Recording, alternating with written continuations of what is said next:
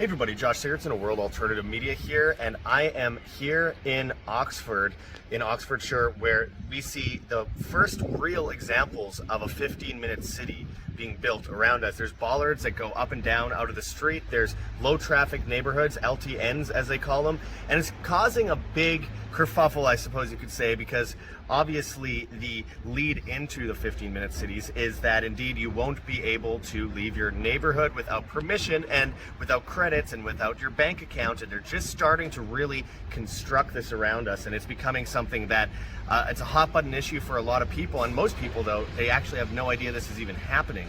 And that's one of the things I find most interesting here. The taxi drivers know about it. The average person does not know about it, and of course, what better than a university town in order to start something like this? We're seeing it happen all across the UK. We're seeing all over Europe. We see hundreds of cities that are signing on, but Oxford is the first place that they're really putting it into action. So we're walking around, we're looking at some of the examples of it, and right now I'm just off of Cowley Street in East Oxford, where it seems almost every side street has bollards on them stopping cars from going through. It's very interesting, so we're going to do some research here and see what we can bring you.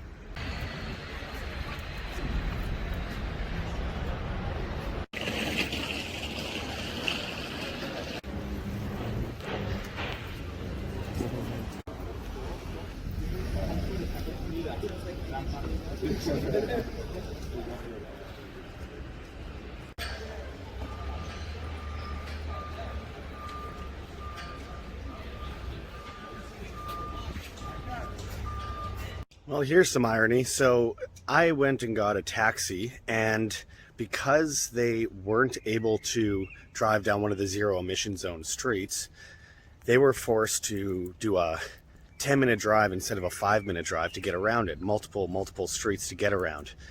I mean, if it's about cutting down emissions, it seems kind of ironic that you then have to drive all around everything to get around one of those streets. Seems like more emissions, doesn't it?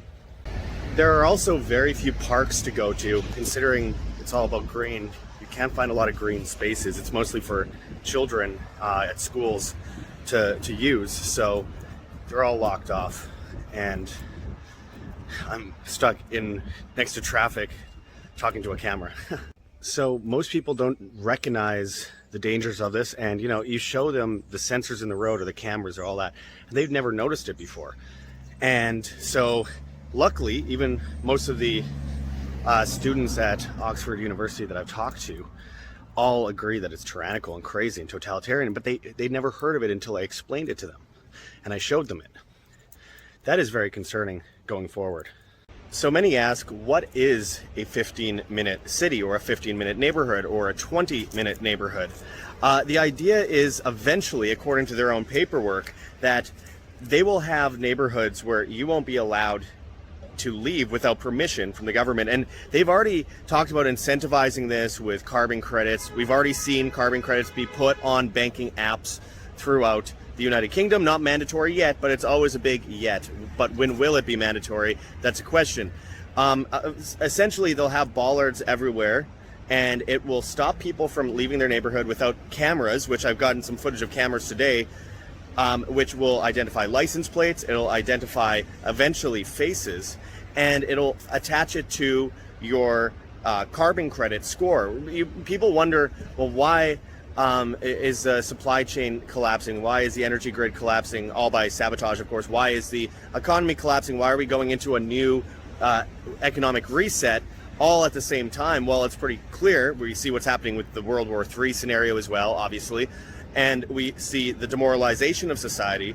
And how do you get there? You need the right crisis. So you have all these things happen at the same time, and then the solution. Well, the solution, of course, is things like, in order to save the planet and in order to conserve energy and in order to conserve food, we'll do rations, we'll do all this kind of stuff. And of course, you won't be allowed to move from one neighborhood to another with a car unless you have the appropriate permission, and that appropriate permission will be based on how much you already use your car, how much you buy with your credit card. What do you buy with your credit card? Does it cause pollution, quote unquote? Of course, this is coming from government, and government is the biggest polluter in the world, so it's obviously very ironic.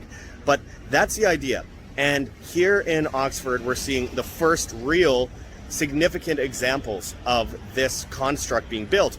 We've been talking about it for years. We talked about climate lockdowns for years. We always knew that the COVID restrictions and the vax passes were a litmus test for something else. And we're seeing what that something else is now. We've been talking about the World Economic Forum's goal for this for a long time, going back many, many years. And of course, the World Economic Forum themselves were the ones that came up with the concept with, I believe, one professor who is now kind of leading the advisory to do this here in Oxford and multiple other places in the United Kingdom and the Netherlands. And there's so many other places. Obviously, we already see smart grids being put up in Amsterdam. We see similar things in Paris. They've banned domestic flights in France, except for to like the very south of France. You have to take a train, and there's train strikes all the time, so not very convenient, is it? What they plan to do is make it so convenient that everyone just gives up everything that they thought was near and dear to them, the freedoms that they once thought they had, because, you know, tyranny comes under the guise of convenience. They'll make it very convenient so everyone goes along with it, just like tapping your credit card.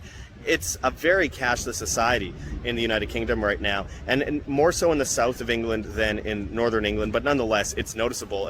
Most places I go to only accept credit card, and this is going to become more and more of an issue where then you don't own your money. The bank, if your money's in the bank owns your money. You don't own the money. It's on loan.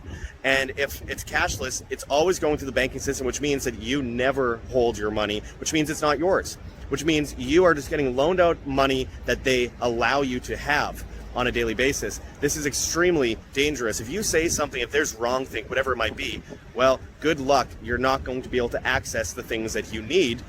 And so that will make a lot of people comply. And that is, I think, one of the most important points to make here, is that it's easy to get people to comply if you jangle some keys in front of them like a baby and you say, you want this? Well, you have to do this instead. You have to do this first. So that is one of the issues that I'm trying to investigate here, because, you know, I've talked to a lot of taxi drivers and they're aware, and they're saying basically they're the only ones that will be allowed into certain areas. We already see bike only areas everywhere, and people say, well, isn't that great? It means no pollution, blah, blah, blah. It's nice. You could walk in the streets and have a coffee in the middle of the road. Of course, it's supposed to look fine and dandy and nice until it's attached to a credit score like China. When it's attached to your ability to basically access anything in society, you have to then comply. You see a lot of people riding back behind me on bikes. It's a huge part of the culture everywhere in the United Kingdom, and it's not just new, it's old, but it's becoming more and more so evident. It was very hard for me to get a taxi earlier, and you see cameras absolutely everywhere that are recording, in many cases, people's faces. There's facial recognition here, and people just walk right past it and don't think anything of it. But it's being constructed everywhere and fast. There's low traffic neighborhoods where you can't drive over a certain time, and then if you do, you have to pay for it, so they're already getting ready in that way. We already see that in London as well. You have to pay essentially fines if you drive through an area at a certain time of day, and there's signs up everywhere for that there. It is very concerning, and it's very easy to basically lock down a place like Oxford in a 15-minute neighborhood, because there's a lot of small alleyways, a lot of small streets, and it's easy to build bollards, and it's easy to reroute traffic the way they want it to be. That is what they call the smart city. That is what they call the 15-minute neighborhood. So it's really interesting to watch on the ground how this is actually being put into place. And I'm going to keep trying to get more information on this as it develops. My friends, if you want to help support us, check out the links in the description for gogetfunding.com as we film a documentary on 15-minute cities. And if you know anyone in Oxford or anywhere else in England that I could talk to about this issue, please let me know. Nonetheless, we obviously have a fight on our hands, my friends, and we're going to keep on investigating. We're going to be coming back in about a week's time in order to talk to some of the activist groups here. There was a very difficult time getting a hold of some of them this time, but we got it down for the next time. So in about a week, I'll be coming back and we'll get some interviews. It's inappropriate, of course, to come here and not talk to people on the ground that are fighting it or even promoting it and pushing it forward.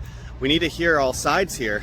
This is history in the making, and it's very important that we document it as so. But again, it's the #1 place worldwide that is actually pushing this right now, and for that reason we need to have all eyes on it. But It's not the only place. And they're doing this in the Netherlands, they're doing this in France, they're doing this throughout the rest of the United Kingdom as well. So we'll be back with much more on this subject. Again, I urge people to check those links below. We have the Go Get Funding, we have Patreon, subscribe to our Bitcoin, Cointree with a bunch of different cryptos you could donate in. A whole bunch of options, my friends.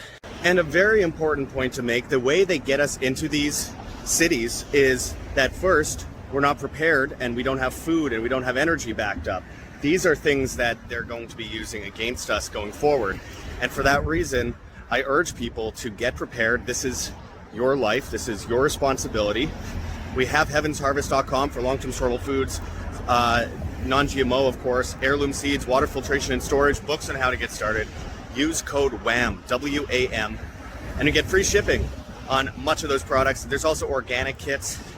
This is your opportunity to protect yourself from what they're doing here and what they will be doing everywhere else.